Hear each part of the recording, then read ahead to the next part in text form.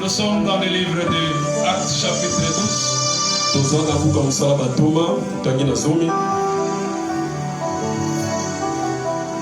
Aujourd'hui, c'est une journée spéciale de la prière. Ne t'étonne pas parce que tu ne sortiras pas comme tu es entré.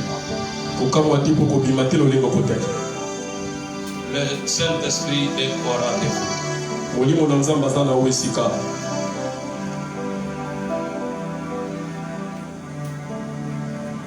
Nous sommes dans le livre des Actes chapitre 12.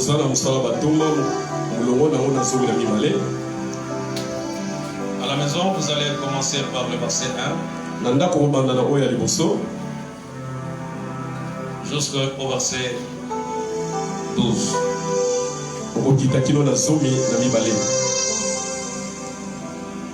Mais ce matin, j'ai lu seulement le verset 5. Pierre était donc gardé dans la prison. Et l'église adressa d'ardentes prières à Dieu pour lui.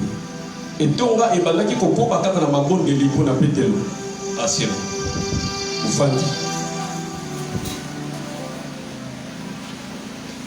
Le deuxième passage, nous sommes dans 1 Roi chapitre 18.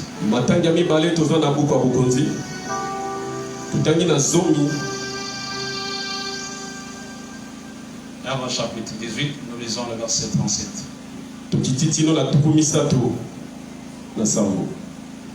Est-ce que vous êtes là? Vous avez retrouvé ce verset? Merci. J'ai lu le verset 38. Je commence par 37 pour une bonne compréhension. Réponds-moi l'Éternel. Réponds-moi. Afin que ce peuple reconnaisse que c'est toi l'Éternel qui est Dieu. Et c'est toi qui ramènes le cœur vers toi. Le feu de l'Éternel tomba alors. Il brûla l'holocauste, les bois et les pierres. Et il avala l'eau qui était dans la fossée. Troisième passage, nous sommes dans Exode chapitre 3.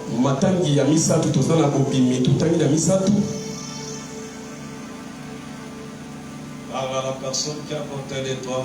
Aujourd'hui c'est mon jour.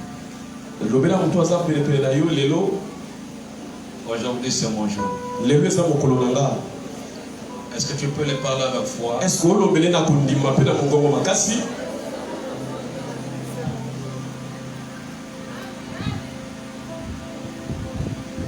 J'ai lu le verset 7, Exode chapitre 3, le verset 7.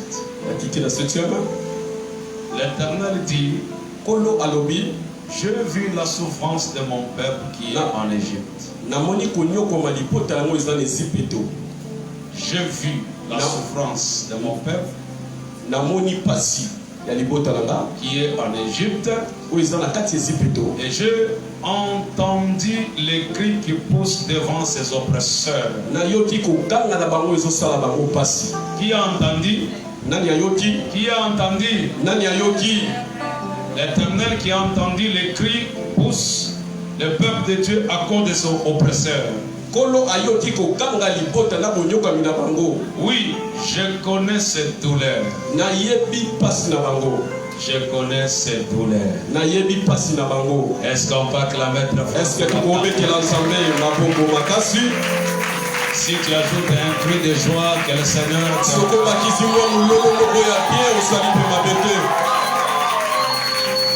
merci. Je pense qu'aujourd'hui c'est notre deuxième partie où nous sommes en train de parler de l'impact de la prière dans la vie d'un chrétien.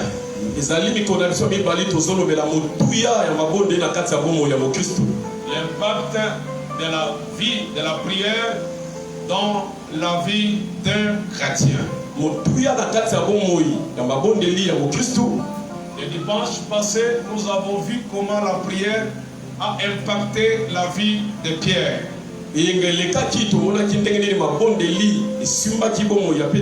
Suivez-moi très bien, regardez-moi parce que il y a des choses que je vais faire avec toi ce matin. Avant que le Seigneur fasse quelque chose, j'aimerais que tu ajoutes la foi dans ce que je suis en train de te parler et tu verras que la prière a de l'impact dans votre vie.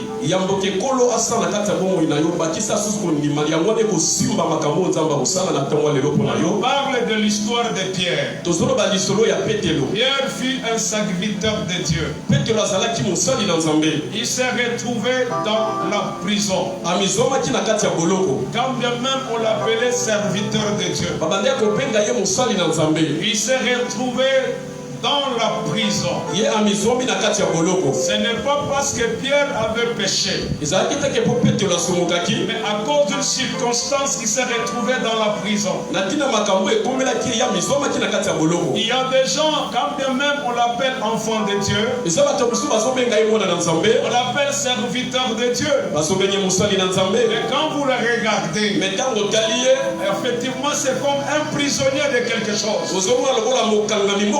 Peut-être que tu t'es marié à un homme, à une femme qui est déjà dans la prison. On est en train de nous détailler quelle était la vie de Pierre dans la prison. Quand même il avait l'onction de Dieu. Quand bien même il fut appelé un apôtre, un disciple de Jésus. Mais lorsqu'il s'est retrouvé dans la prison, on a enlevé la ceinture. On a levé les souliers. On a levé le manteau. Il s'est retrouvé prisonnier. Dans un moment de faiblesse. Où il ne pouvait même pas se concentrer. Parce que quand il s'est regardé, lui qu'on avait donné la clé de l'église, il s'est retrouvé dans la prison. Sans habit. Sans ceinture, sans souliers. Nous qui avons eu quand même la chance de se retrouver dans la prison, nous connaissons bien comment ça se passe là. Et quand tu te retrouves dans cette étape, tu es dans des moments de faiblesse. Mais écoute-moi, la Bible maîtrise. Quand tu entends ces messages, tu vas perdre aussi ton cas tel que tu es. Tu es un enfant de Dieu. Et tu t'es retrouvé dans une situation où tu te poses des questions. Qu'est-ce que moi j'ai péché? Qu'est-ce que moi j'ai fait pour se retrouver dans cette situation? Rappelez-vous, nous avons parlé de ces choses. Là, nous avions dit le problème des hôtels de la famille. C'était des idoles, des alliances de la famille. Ce n'est pas parce que c'est toi qui as choisi pour que tu sois né dans cette famille. Mais tu as retrouvé que dans cette famille, il y a des lois, il y a des idoles, il y a des réclamations. Ils sont en train de te réclamer. Et que tu commences à vivre ce que tu ne pouvais pas vivre. Et tu te poses des questions misérables que je suis. Je suis en train de mériter des choses que je ne pouvais pas mériter. C'est ça la condition de Pierre. Il s'est retrouvé dans la prison. D'ailleurs, j'ai une bonne nouvelle. La bonne nouvelle en est que Jésus est venu libérer le prisonnier. Et je vous rassure que ce matin tu seras libéré. Peu importe ta situation, Dieu va changer ta situation. Parce que la Bible me dit il est le même hier, aujourd'hui et éternellement. Ce qu'il avait fait avec Pierre, comme nous sommes aujourd'hui, il en fera aussi avec toi. D'ailleurs, j'informe déjà à ces gens-là qui t'avaient bloqué. Ils ont commis une grosse erreur. Il allait même te tuer. Mais comme ils t'ont laissé la vie et que tu es venu ce matin, je te rassure, ils en prendront. Et tu étais là, mais tu n'es plus là. Dieu s'est retrouvé dans l'état de faiblesse. Il n'avait même pas le temps de se concentrer pour demander l'approbation de Dieu. Mais la Bible nous dit l'Église adresse de fortes prières à Dieu en faveur de Pierre. Là où Pierre était, dans la prison, et l'Église en Jérusalem en train de prier. Qu'est-ce qu'il disait à Dieu? Ah Dieu, souviens-toi de ton serviteur. Ah Dieu, il n'a rien fait. Délivre-le. Il ne mérite pas. Il commence à vivre dans la prison. Écoutez-moi. Là où était l'église, et là où était Pierre, il y avait une longue distance. La prière a suscité l'intervention rapide. La prière a appelé les choses invisibles d'entrer dans la vie de Pierre. Je dis à quelqu'un, la prière d'aujourd'hui a appelé l'intervention de Dieu et descendre là où il y a ta fécondité, là où il y a ton héritage, là où il y a ta vie. Ne forcez pas les choses. Ce n'est pas le temps. Allez supplier l'oncle paternel, oh ma tante à moi, délivrer ma vie. Je n'ai plus ce temps-là. Moi je vais être à l'église, je veux prier, mais le Dieu de la prière, il interviendra. Il va arriver là où moi je ne peux pas arriver. Mon Dieu va arriver. Je donne une bonne nouvelle à quelqu'un. Ton héritage sera libéré. Ta fécondité sera libérée. Ton argent sera libéré. Parce que la prière a de l'impact dans votre vie. Ils ont commis erreur de mettre des gardes autour de Pierre. Pour dire quoi? S'ils voyaient bien ce monsieur, ils ne peuvent pas quitter ici. Lorsque la prière a été adressée, le Seigneur a suscité un ange. La même nuit où le matin Pierre devait comparaître, la même nuit Dieu a envoyé son ange. Pendant que je suis en train de parler, que le Seigneur envoie son ange. Et l'ange qu'il a envoyé, il connaît bien ta souffrance. Il dit à Moïse, j'ai entendu, j'ai vu la souffrance de mon père. Écoutez-moi, c'est lui qui peut entendre, c'est lui qui peut voir. Il n'y a que celui qui te connaît bien. Ah, ce qui n'a pas petit maboko na milolo. Ce qui n'a pas yambi yango. Est-ce que maman moi ko pete maboko awa? Papa moi ko pete mololo awa. Oh ya petit maboko nzamba le ko passer. Oh petit maboko tongo le lwesa la yayo. Même si les gens ne voient pas, mais Dieu voit ta souffrance. J'aime ce que la Bible me dit. J'ai entendu le cri que mon peuple est en train de crier. Le Dieu que nous prions, c'est un Dieu qui voit, un Dieu qui entend. Pendant qu'il voyait les Égyptiens, ils pensaient que le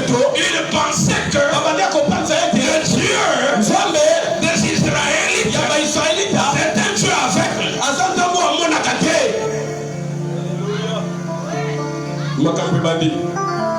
De deux, Pharaon et les Égyptiens, ils pensaient que le Dieu des Hébreux, c'est un Dieu qui n'écoute pas.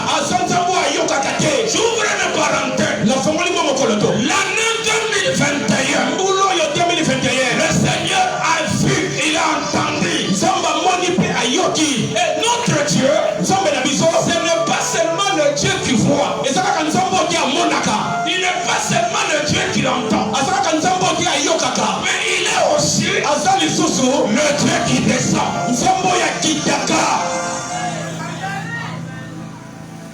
Les autres dieux, ils voient, ils entendent, mais pour descendre, c'est un grand problème.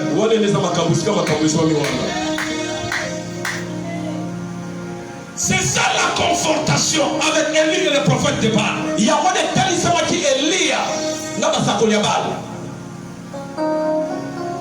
Ils ont prié Baal. Baal a entendu. Baal a entendu. Baal a vu. Que ce prophète sont en train de demander pour changer. Il a entendu. Mais pour descendre, attention, il attend l'approbation. L'approbation de celui qui décide qui peut descendre.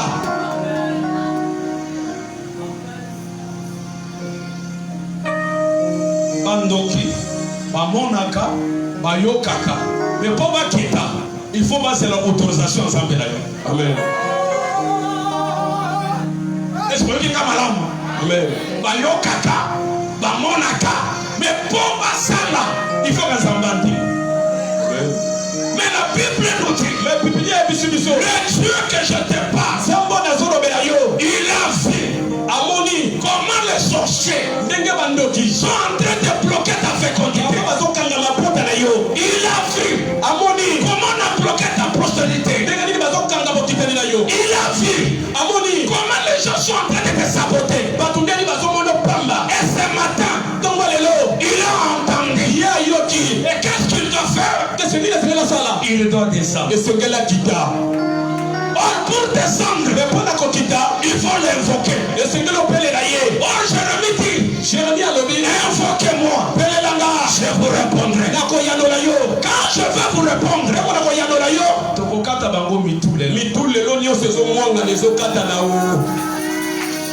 il pensait que Dieu n'entend pas, mais c'est Dieu, c'est un Dieu qui entend. Est-ce qu'il n'a pas entendu la prière de l'église? La Bible me dit, quand l'ange est arrivé, il a tapé la pierre. A petit pierre là. Pierre à Sutuki. Landangai. Simaka kana sima. Prends tes souliers. Soit la sapatu na yo. Prends tes ceintures. Soit ceinture na yo. Prends votre manteau. Soit kasaka na yo. Suis-moi. Landanga. L'impact de la prière. Afin que ce qui était impossible à Pierre, il a eu la facilité de récupérer. Et pendant qu'il marchait, les gardes étaient là. Mais ils ne voyaient pas Pierre. À cause de la prière. La prière a aveuglé même les gardes. Ils n'ont même pas vu comment Pierre est sorti. Je déclare ce matin, ton élévation, les ennemis ne verront plus ton élévation. Je suis en train de parler au fils fils aux filles des prophètes. Cette prière qu'on va faire aujourd'hui. Nandenge libala na yo ezobima bango bakangaki bakomona yango te. Amen. Est-ce que tu crois que c'est ce que Dieu va faire? On dit que Pierre était en train de sortir dans la prison parce que l'église avait prié. Et la prière de l'église est allée libérer Pierre et ses biens et tout ce qu'on avait ravi. C'est pourquoi ce matin je parle à un enfant de Dieu. La prière qu'on va faire, en d'autres termes, la prière a la capacité de récupérer ce qu'on avait déjà détruit, ce qu'on avait volé. Tu dois le récupérer par la prière. Pierre a récupéré sa ceinture. Il a récupéré ses souliers. Il a récupéré son manteau qu'il avait ravi. C'était le garde de la prison. Quand tu entres dans la prison, on va t'enlever la ceinture. On va t'enlever la chemise. On enlève même les souliers. On enlève même les grappes que tu as. Tu vas entrer bien dit. Mais lorsqu'on dit non, on va les libérer.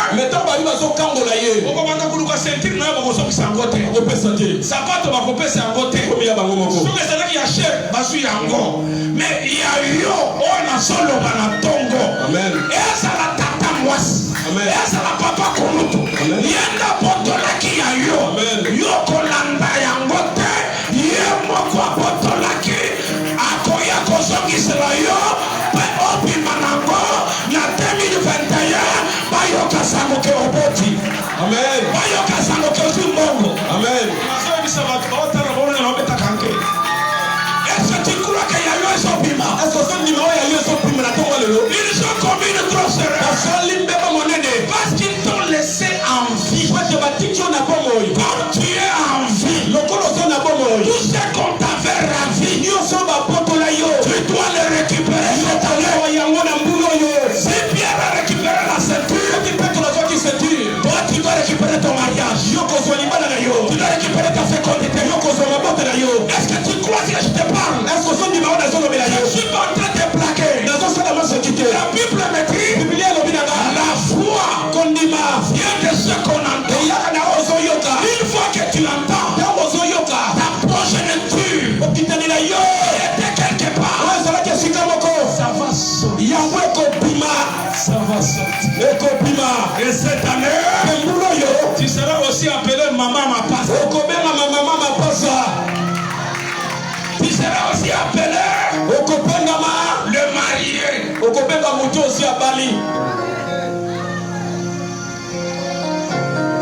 Est-ce que tu crois ce que la prière va faire? Tu peux plaquer n'importe quoi. Tu ne plaques pas avec la prière. La prière a brisé les chaînes de la prison.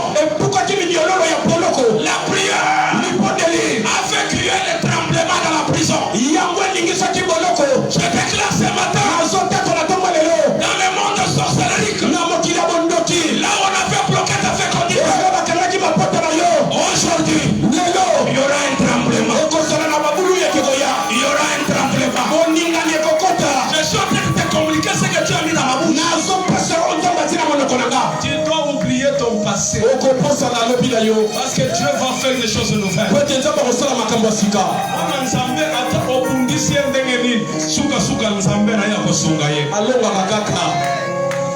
Un enfant de Dieu, il est comme un acteur dans la film, dans le film. Acteur de film a kufa kate. Oh, nazolo ba okufa te. Amen. Dans la main la muda sa le mi la okufa te. Amen. Okufa te. Amen. Na ba main te na lobi okufa te. Je le reçois. Même si basali makita bango, suka ange nzambe akolanda ngai. Suka les interventions nzambe ekita na femme na yo. Je déclare ce matin que l'ange de l'Éternel descend dans le monde de sorcellerie.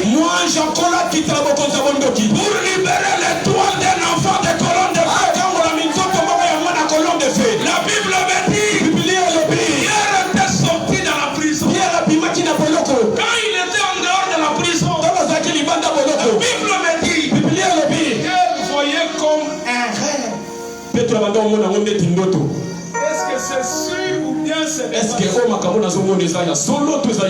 l'impact de la prière a la capacité d'appeler ce qui n'existe pas à l'existence.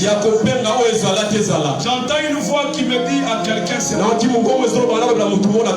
cessez de beaucoup parler. Cessez de te justifier. Quand ça ne marche pas, cherche Dieu. Cherche Dieu. On a toujours dit celui qui est capable de prier, il est capable de tout. Je n'ai pas besoin de te supplier, mais j'ai besoin de supplier l'Éternel. Invoquez-moi. Je te répondrai. Je t'annoncerai les choses cachées. Écoute-moi. Ce que tu ne connaissais pas, par la prière, tu dois connaître les secrets de ta famille. C'est pourquoi une femme de prière, un homme de la prière, ce sont des bombes à retarder dans le monde spirituel. On ne combat pas n'importe qui. On combat une femme de la prière. Parce qu'on sait très bien, quand il élève sa voix, Dieu nous révèle les secrets de la famille. C'est pourquoi la Bible nous dit, ils te feront la guerre et ils te vaincront pas. Parce que tu es une femme de la prière. Ce matin, je vais communiquer une onction de la prière. Partout tu iras, les gens vont dire, une femme solution est arrivée. Un homme solution est arrivé. Un homme de la prière. Là où les gens diront impossible, lui quand il arrive, tout va bien. Il dit à sa femme, il dit à son mari, mon mari à moi, ne te sous-estime pas. Ne te sous-estime pas. Avec Dieu, nous ferons les espoirs. Avec la prière, ce qui est impossible sera possible. J'annonce à quelqu'un, le mois de mai, ça ne sera pas comme le mois d'avril. Ça sera un mois où Dieu va vous mettre la distraction. J'entends une voix qui me dit, c'est un mois de distraction. Qu'est-ce que cela veut dire? Les choses que tu voyais difficiles, ça sera facile. Il y a des gens qui vont se marier par la prière. Il y a des gens qui vont voyager par la prière. Même si dans votre famille, on a dit qu'il n'y a personne qui peut voyager. La prière, briser la loi de la famille. Même si on a dit, il n'y aura pas quelqu'un qui aura le diplôme. Je m'en fous. Par la prière, je vais récupérer mon diplôme. Par la prière, mes enfants vont étudier. Je n'ai pas besoin de faire enlever mes enfants. Ils vont rester dans la parcelle. Mais la prière a la capacité, même si on les donne les choses envoûtées, mes enfants vont manger. Ils ne trouveront pas la sauverie.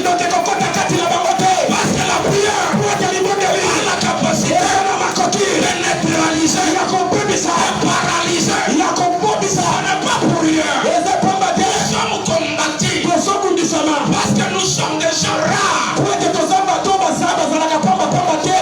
Tu es quelqu'un qui est rare. C'est pourquoi on te cherche.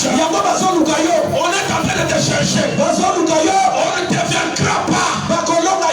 La prière a donné à une femme les enfants.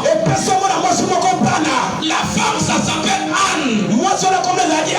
Et nous sommes dans un pays qui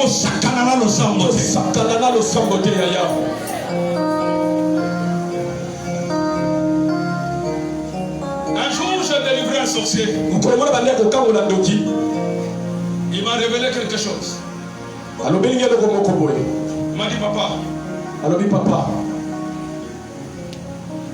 dans une famille,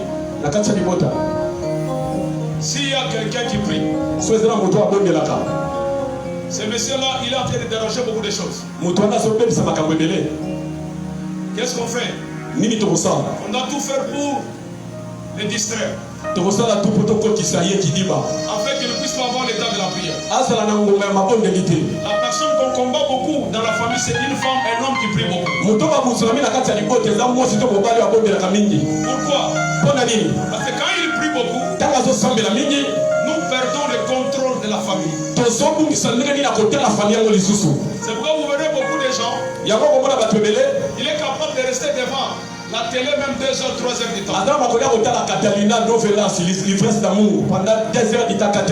Mais pour rester dans la prière, c'est un grand problème. L'arme efficace qu'on combat dans la vie de l'enfant de Dieu, c'est la prière. C'est pourquoi ce matin Dieu va te donner une onction. Tu n'allais pas aller demander, tu pries à ton oncle. Ce matin Dieu va te faire. J'ai réservé 27 minutes de la prière. La Bible dit quand Élie a commencé à prier, au moment de l'offrande, Élie s'approcha. Il éleva le yeux vers le haut. Il commence à prier. Il dit, oh mon Dieu, le Dieu d'Abraham, le Dieu d'Isaac, le Dieu de Jacob, que l'on sache aujourd'hui, que l'on sache bato bayeba kate kosambelaka lelo bakoyeba ke mwana mwasi oyo alekisaka ntango na ye pamba te na ndako ya Nzambe. Eske nakoyoka amene ya motu moko Nzambe akosalaka banguna na oyo bayeba yo. Wana vendi matin moto oyo azobundisa ngai alala bongi kimia amela mai ya pio asepela ngai nabanda kosufrir te. Mutu wana soki aza na sala awa akoyeba ke nasambelaka Nzambe ya solo. Amen. Est-ce que mutu va se comprendre na bien? Amen. Élie dit que l'on sache que en Israël, il y a un Dieu. Et moi, je suis ton serviteur. Écoutez-moi, ce n'est pas pour rien que dans votre famille, il n'y a que toi qui connais Dieu. Le Dieu là que tu connais, il a fallu que dans votre famille, que l'on sache qu'il y a quelqu'un qui prie.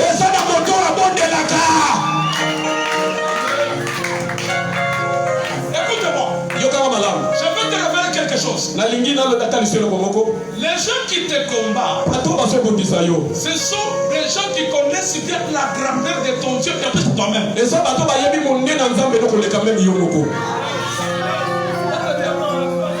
gens qui te combattent, ce sont eux qui connaissent la capacité de ton Dieu de plus que toi-même.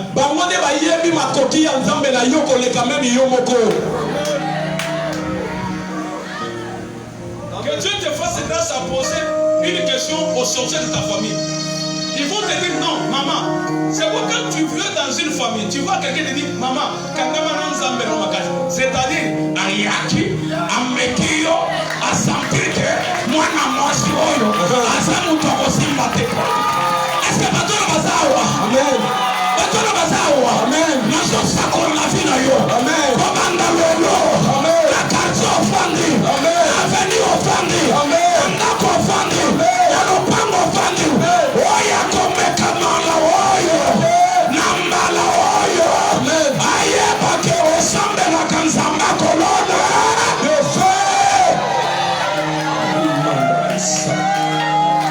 Je suis en train de te dire, si hier je suis moqué de toi, mais cette année, ton mari va reconnaître que tu es le servant de Dieu.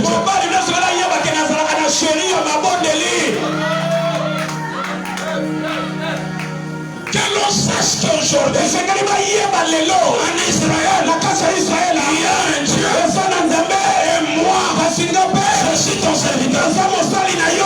Écoute-moi. Il y a un temps pour toutes choses. Il y a un temps on prie en se cachant. Mais il y a un temps il a fallu que Dieu réponde. Amen. Moi je ne peux pas accepter. Tu viens dans cette église. Une année, 2 ans, 3 ans, en restant toujours stérile. Jamais.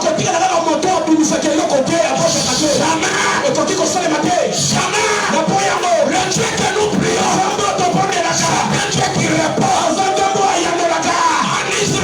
En Israël, ils ont reconnu qu'il y a un Dieu.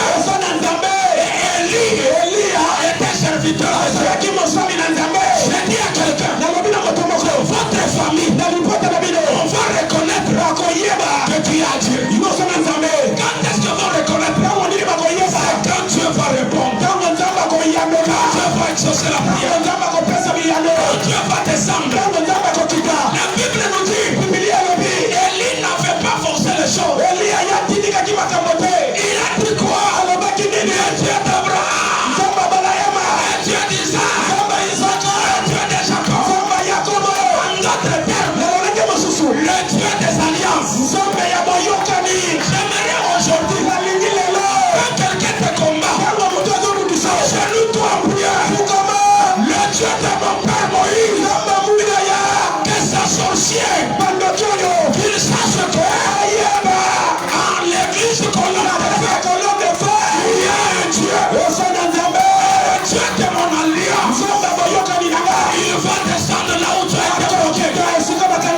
C'est lui qui me dira amen. Que le Dieu arrive là où tu es. Que le Dieu arrive là où on te combat. La Bible me dit, une femme de la prière, lorsqu'il marche en cours de route, 10 000 vont tomber à ton côté croix. Et 1000 en côté droit. Mais toi, tu ne seras pas atteint. Comme moi c'est en prière. Ata corona ici va me simba ça va entrer par où?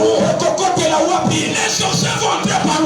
J'aimerais impacter la vie de quelqu'un. Moi demain, on va décapiter tous les prophètes de Baal. On va décapiter tous les prophètes de Baal. Est-ce que tu me crois mon frère? Il y a eu un combat ma vie. Amen.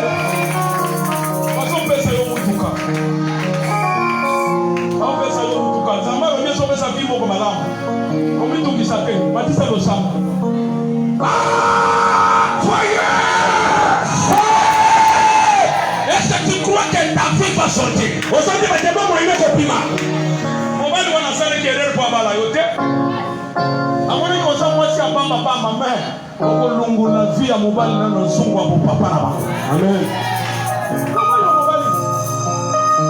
Quelqu'un qui dit je suis déjà marié.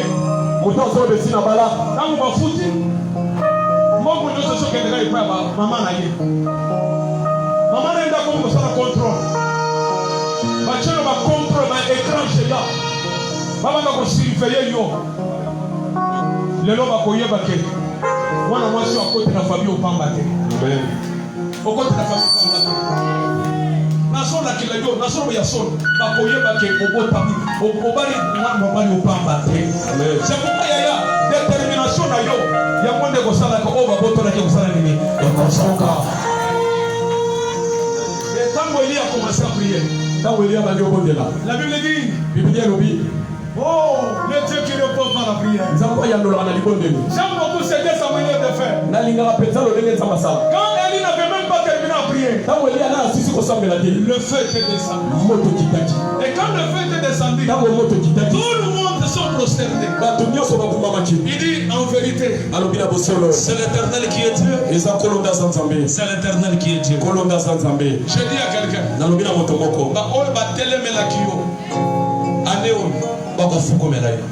Amen.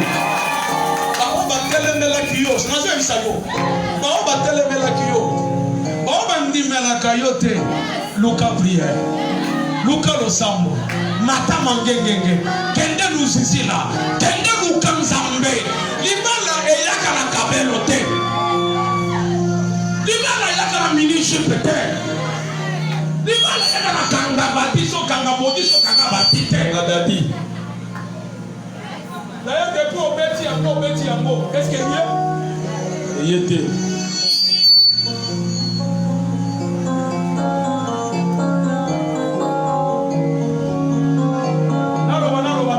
Loba papa.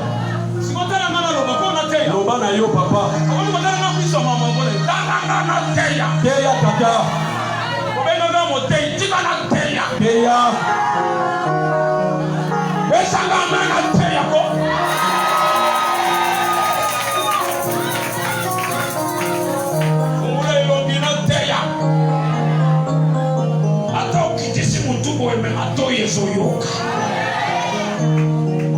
Bisaleliwana lelo bandimi ya mikolo bakomoka priere eza mosala pasteur awa ntango ozoya koluka lipango lino luka na bolosamba kota priere sambela mama frère ange ezopusana frère mobimba kongola elongi na teya yoko parce que 40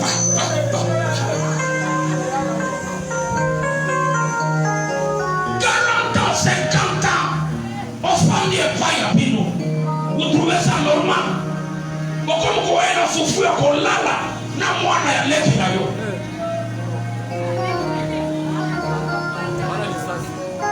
Yako luka nzambe, je n'ai pas l'état, c'est bien.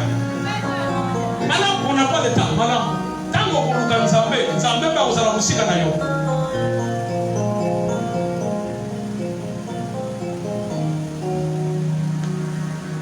depuis na yo Kinshasa awa nakuti makambo manene awa mwasi alobi na bali mobali mobali azotototona ke na bali mwasi mais en soi en réalité mobali mabe azona mokasi opima tongo akei atikata un franc te azonga na pokwa mwasi bolambi te ozopesa mwasi 10 000 francs olobi débrouille toi akodébrouille wapi basi mosusu balukaka ozotinda nakenda koluka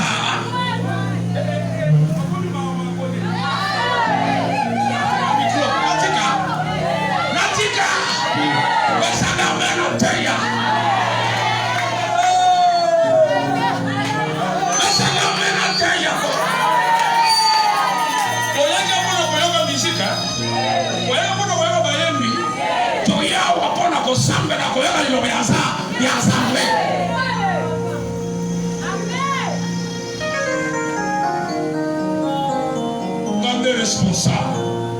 responsable. Quand on a tongo, on tient combien? 2000. Et puis mon père y a quelqu'un. On tient un franc dans d'un côté. On se sonda, on côté moisi, à l'homme foufou. Nandongo, naki teni ya kuishi. Associé à la messe. Yo on tient un franc. Yo on a offert madame, je t'aime beaucoup. Tu as bien préparé. Je ne sais pas, je peux te dire comment tu es. Frère Luka Nzambe, Bible Soloma, toutes les désirs de la femme se porteront sur l'homme qu'elle jardin. Au bas de l'Église. Yonda comme Katela Yanda. Tote. Awana hivi que va mener aux salades. Mais pour ça, Luka Nzambe. Musala, okende na tongo, tango zonga pena chasser à bala mamba.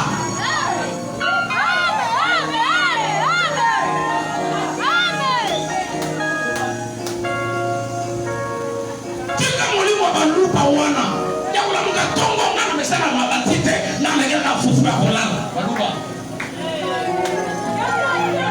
Ochi tamba beni. Toka kule. Tu peux aussi amener tes enfants dans le supermarché. Quel jour? Quel jour? C'est pourquoi je t'invite cette semaine. On cherche Dieu. Compris le Seigneur. La manne ne tombera jamais gratuitement sans chercher le Seigneur.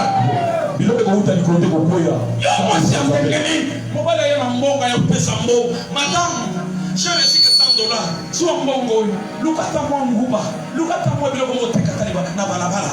Yosu nous va l'appeler sur mbongo wana. Je ne sais pas. Évita eleka. Osombi. Oh eleka. Osombi. Après, maman les généria. Est-ce que nana opesa mbongo les sous?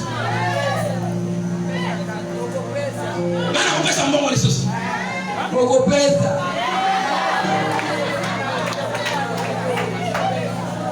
La opesa te.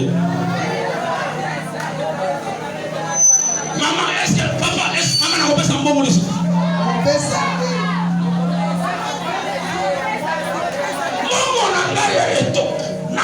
J'ai souffert pour avoir cet argent. Madame, prends cet argent. Moi, peut-être que je vais manquer au cours de ce mois. Prends cet argent. Achète même un sac de presse. Achète même ma carte hawa. Si vous dites mbongo wan, évite les cas. Asobi. Manzaki les cas. Ati. Batile les cas. Kabelo les cas. Ati. Bébé Olivier les cas. Ati. Oudré les cas. Ati. Sandipe les cas. Mira près les cas. Mini près de Ati. Laisse-moi ça bon ma samaye. Laisse-moi ça bon ma bon ton ma famille. Tolo bate. On est même au niveau de la kiti. Et quand nous va soulever, et on va soulever. Je ne sais pas si on va quoi et pas à moi si moi. Aïe, on va mettre à Kamachi. Après ça, $50.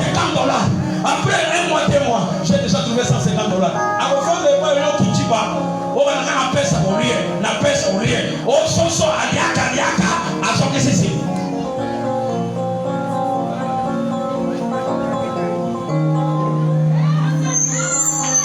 Pia papa. Pia na yo. Fais ça quand même, c'est ça matin. Moi, si on est les gens là, la pongite, si c'est moi, si on est les Bible sur moi, si on m'a pondeli, à ça, moi, si on a mon gâteau, ma casse, par la jambe, il y a ça qu'on l'a là, à ça, on a mon gâteau, à quelque chose qu'on bille. Tangu mwana sona mkakuta fufisa na tol. Mwana monga kokima yo ndenge. Nakamki parenthèse rendez-vous mercredi à maman. Chérie là, je suis fatigué. Fatigué en nani ni ndoki. Akaya loki kutumo bimba. À son 5h30, quelle femme qui peut se lever en retard avant son mari. Moi c'est son homme qui m'a mobile. Jamais vu. Tolo bate.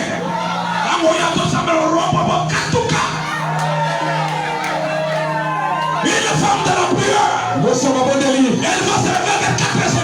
Elle commence à prier. Bénis mon mari. Mon mari va sortir. C'est plus pour lui. Une femme de la prière. Elle n'a pas le temps de commencer à suivre son mari. Ça fait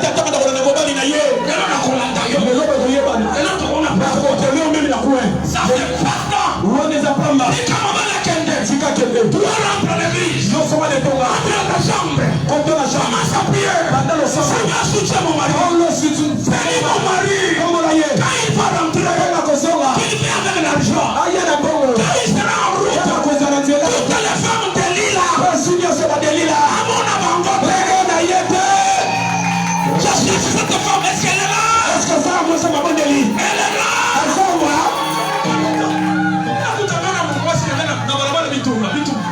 Je n'ai pas cette temps-là. Mon mari va la caillette.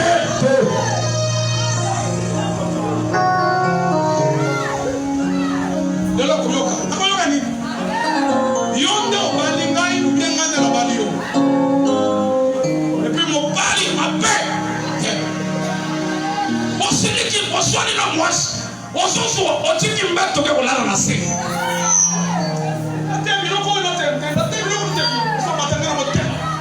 Voici ma paix.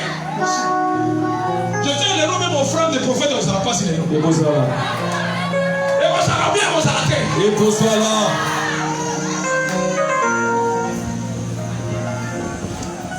Nayoka biloko zo matana motema na ngai. Nasema biloko esa na moi c'est ma paix. Bien bisa mndoza ko sa ma paix. On va nous pourquoi va vivre dans l'église en gâté. Bisa les ma paix. C'est pourquoi on vient de passer à côté pour y aller dans la paix. Tant qu'on se attend sur la prière, mais biloko zo sala na ndako. Na ndako zo pesa ta mo bali posa te. Ya ko lo sam. Info. Info. Nayo Moïse basi ba famille ba kombo na bandako ebile ba mibali.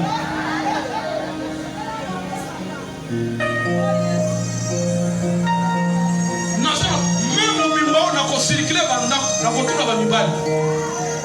Pourquoi ne papa, cette femme, je ne peux rien. Pourquoi cette femme, chaque fois en prière, mais c'est qu'elle fait dans la maison. Comment vous pouvez m'envoyer? Mais ça va venir si ça va tailler.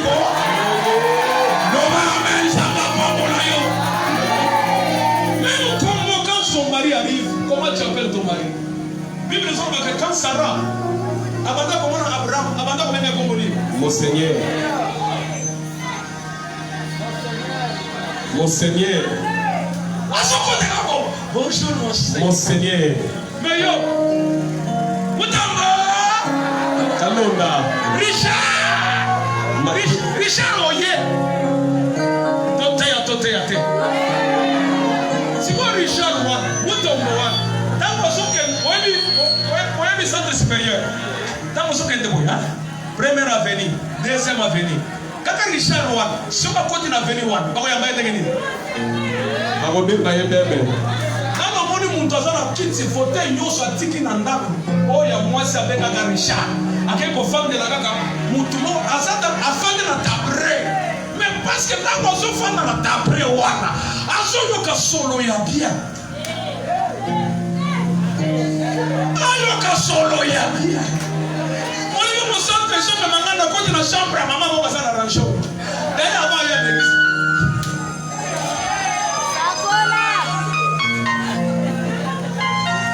Dans ce monde, maman, 5 ans. Si on est qu'il te chérit, dans votre tour, la maman n'a pas de maman. Parce qu'on a maman, on va passer à la raison. Comment la chose, il y a un peu. C'est ça le sang mondial qui fait ça la révélation. Dans ça l'attaque de la solo katon de terre. Dans ça l'attaque de c'est la maote. Là qu'elle n'a pas luka mbongo bisi.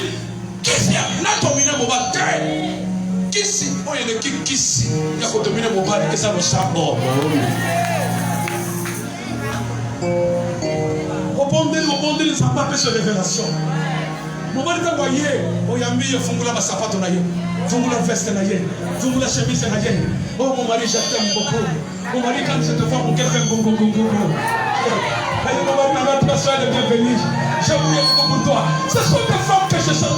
Pas ça pour moi, mais yo, ça la canine. Quand on vous tombe au zoya, non, mais vous tombe au zoya, dans la chambre. Non, mais vous tombe au la chambre.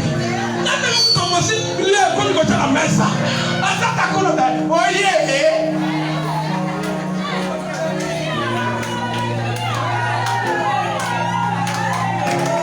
soki nande na koti maboko na milolo mama moko azabeka maboko na milolo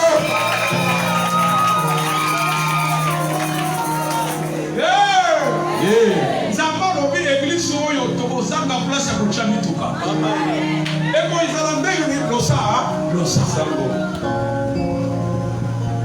yo omoni kolali na mobali nolali na chinzoto esprit na ye esi ebimi molimo na ye esi ebimi mpe chiloko tina yango chinzoto azoluka place ya kotya zolo azangi mwasi mabe tosambela roho moko shokolo lungwa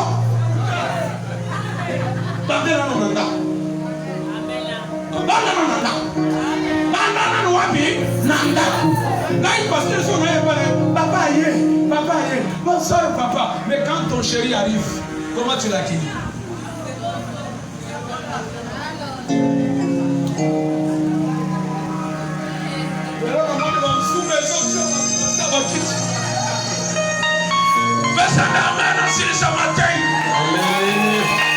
Laissez-moi mon lolo, ça m'a localisé. Le sambo, et ça ne m'a pas changer de décision.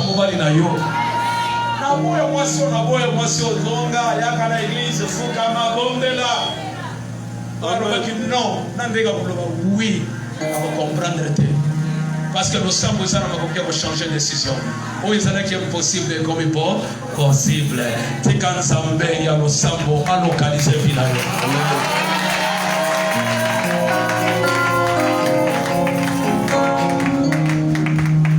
Ce matin, si vous êtes dans la pratique, le va bien pratique. Oh, c'est quand même la sorte. Le va bien pratique. Ça va. Le va pratique. Il faut makamoto zo sambe. Na makamoto zo sala. Ebala.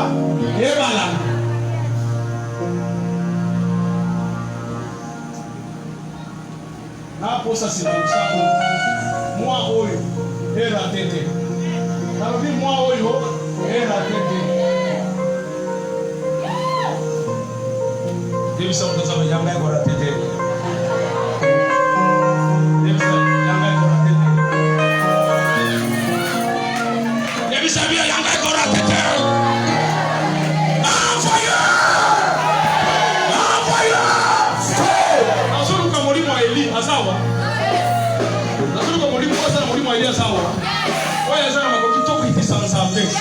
Soki mama bokilo ilete yende ezengane na yemsege mwana ne aya kutukagai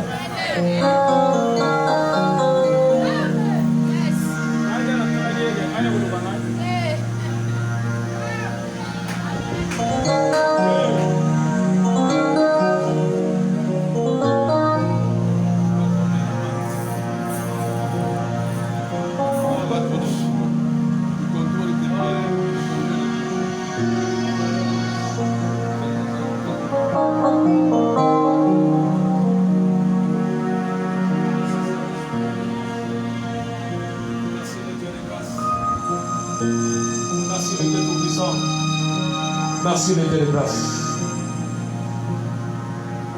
Tout ça, la prière est deux sujets. Bayeba, que la libota aux ensembles. Bateau va télé la gaga, Bayeba, qui aux ensembles.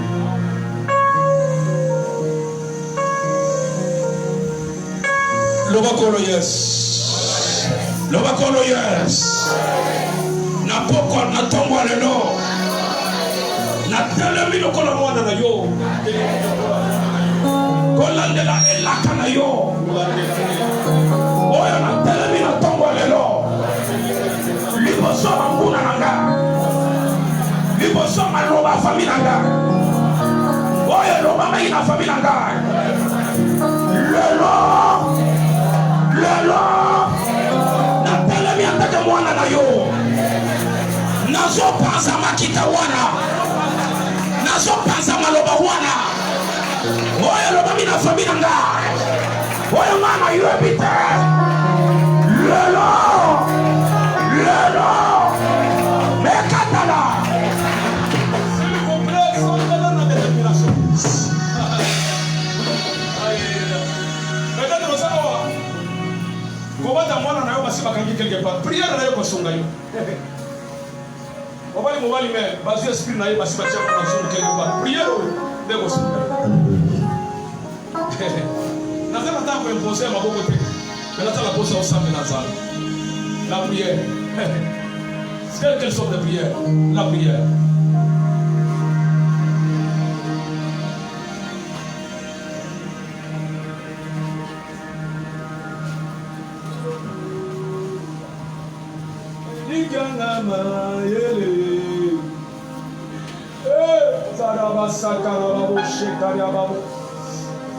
Ekaya masakarababush, sekarababush.